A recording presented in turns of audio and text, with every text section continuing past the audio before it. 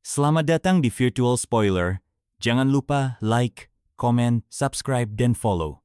Sebelum videonya dimulai, Mimin mau meminta tolong ke kalian semua untuk bantu channel ini agar bisa monetisasi dengan cara subscribe channel ini dan selalu menonton video terbarunya.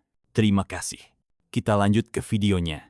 Chapter 841, Tingkat Garis Keturunan. Run Siang dari Laut Utara. Saat kata-kata itu terdengar, semua orang tertegun. Seolah-olah mereka belum pernah mendengarnya sebelumnya. Hanya beberapa leluhur bela diri yang langsung berubah ekspresi. Mereka memahami makna di balik nama itu. Pupil Yun Xiao juga menyusut. Oh tidak. Pria itu adalah Xiang Zi yang pernah muncul di kota Song Yueyang. Dia memang berasal dari keluarga kerajaan Laut Utara. Dia pasti datang untuk artefak naga. Berdasarkan kekuatan yang dia tunjukkan waktu itu, Luo Qingyun sama sekali bukan lawannya. Guang, Qin, Shun, dan Sun adalah marga keluarga kerajaan di 4 lautan. Hanya sedikit ahli puncak di benua ini yang tahu soal itu. Saat pria ini muncul, aura naga langsung melonjak. Nama marganya Sun. Tidak diragukan lagi, dia berasal dari keluarga kerajaan Laut Utara. Wajah Jiang Churan menjadi serius. Dia berkata perlahan, "Jadi kamu tamu dari ras laut. Sebuah kehormatan bagi kami menerima kedatanganmu di kota bulan merah." Apa? Ras laut? Kali ini kerumunan langsung gempar. Hampir tidak ada interaksi antara ras laut dan manusia. Ingatan terakhir adalah saat Gu Feiyang memprovokasi mereka puluhan tahun lalu. Keluarga Bo, penguasa 4 lautan, bahkan memimpin pasukan ke wilayah suci untuk menuntut keadilan. Pada akhirnya, wilayah suci menutup diri dan menghindar. Itu menjadi penghinaan besar bagi umat manusia. Karena itu, saat mendengar kata ras laut, banyak orang langsung merasa waspada. Bahkan muncul permusuhan. Namun, kekuatan ras laut yang terkenal juga membuat mereka takut. Hehe, masih ada hal yang lebih menarik lagi. Eruo Siang tersenyum bangga. Kamu akan menjadi ayah mertuaku. Sebagai penguasa kota bulan merah, kamu pantas mendapatkannya. Apa? Dia ikut kompetisi? Ini konyol. Ras laut ikut kompetisi manusia. Ini sudah kacau. Suara penolakan langsung terdengar di mana-mana. Banyak yang mulai berteriak menyuruhnya pergi. Suasana menjadi tegang. Jiang Churan mengerutkan kening. Kita berbeda ras. Bagaimana bisa menikah? Sebagai anggota keluarga kerajaan Laut Utara, kamu tetap kami sambut untuk minum teh dan menikmati bulan di kota bulan merah. Eruo Siang mencibir. Lalu bagaimana dengan Luo Qingyun? Dia setengah manusia, setengah iblis. Bukankah itu juga beda ras?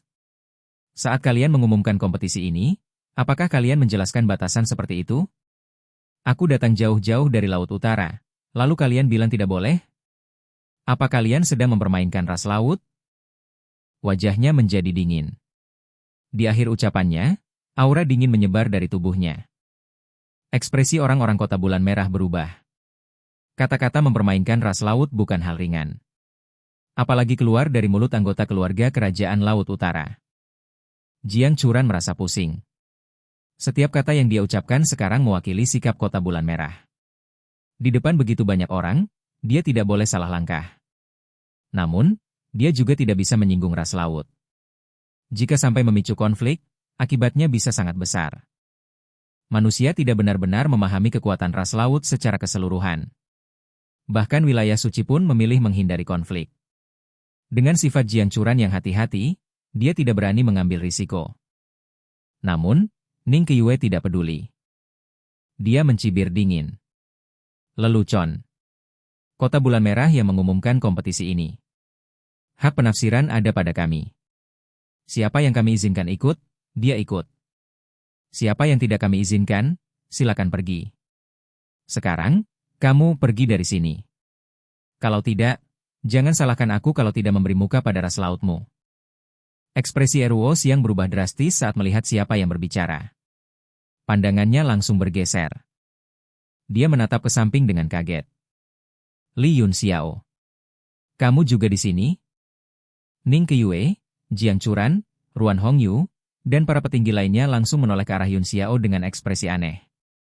Bagaimana dia bisa mengenal semua orang aneh ini? Yun Xiao tersenyum tipis. Xiang Zi, benar kata orang. Musuh pasti akan bertemu lagi. Secercah kegembiraan melintas di wajah Ran Xiang. Dia menyeringai. Haha, aku sudah mencari kemana-mana. Ternyata ada di sini. Tuan Kota, aku bisa pergi kalau kamu mau. Serahkan Long Su dan Li Yun Xiao kepadaku, dan aku akan pergi tanpa banyak bicara. Li Yun Xiao adalah tamu terhormat di Kota Bulan Merah kami, kata Jiang Churan.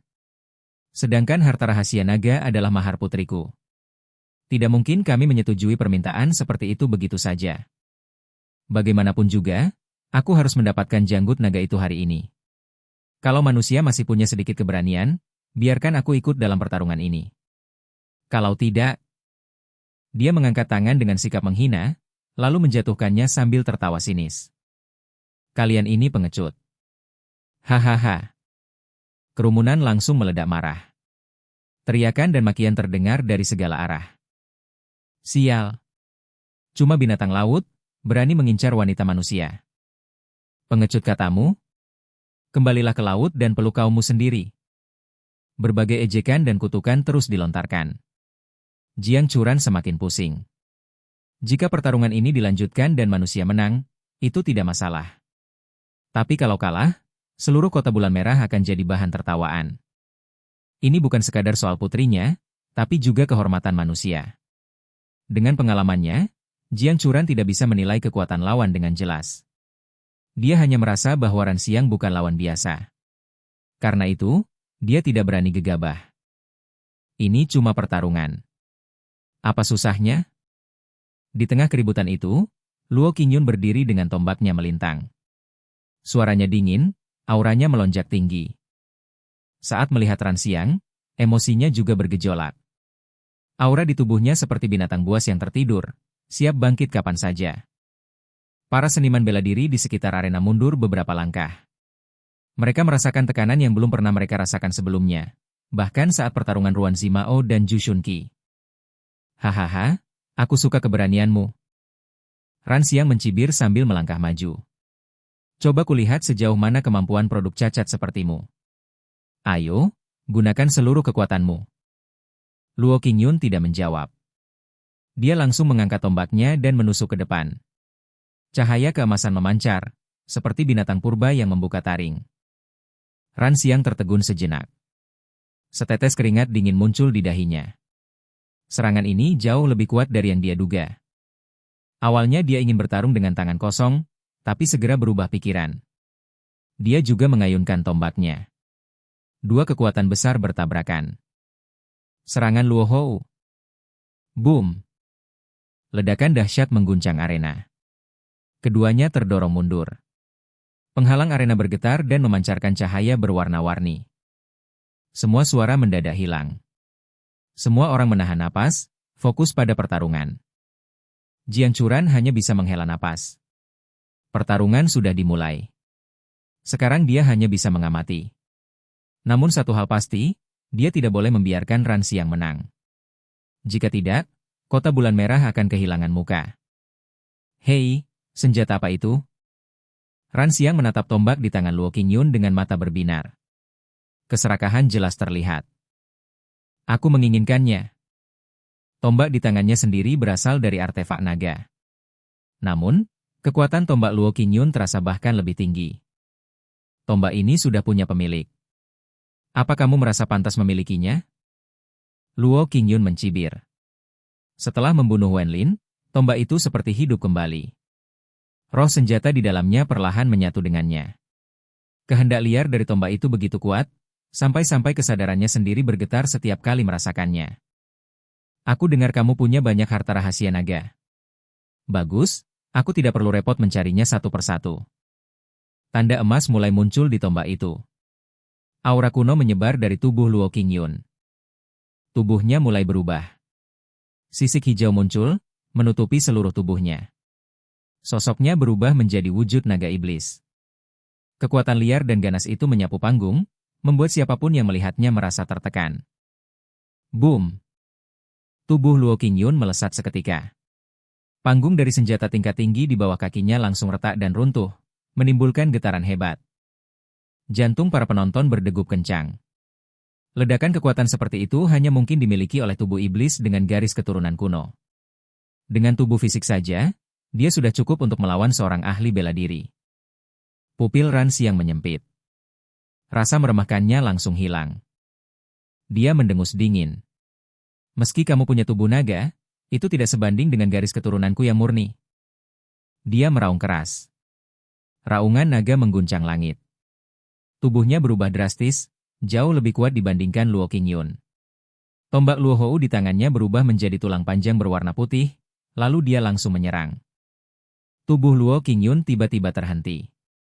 Di bawah raungan naga itu, dia merasakan getaran dari dalam dirinya. Itu adalah kelemahan garis keturunannya. Dia benar-benar ditekan. Dengan nada terkejut, dia berkata, garis keturunanmu sangat murni. Hehe. Ran Xiang memperlihatkan senyum buas, lalu tertawa keras. Hahaha. Garis keturunanku sudah mendekati leluhur asli. Itu bukan sesuatu yang bisa dibandingkan dengan produk cacat sepertimu. Cambuk Luo Hou 9 kaki. Tulang panjang di tangannya diangkat, lalu melengkung seperti naga. Aura naga yang menakutkan menyebar dari tubuh Ran Xiang. Para kultivator di luar arena gemetar ketakutan.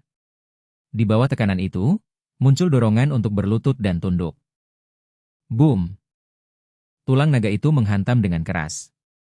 Cahaya tombak di tangan Luo Qingyun langsung hancur.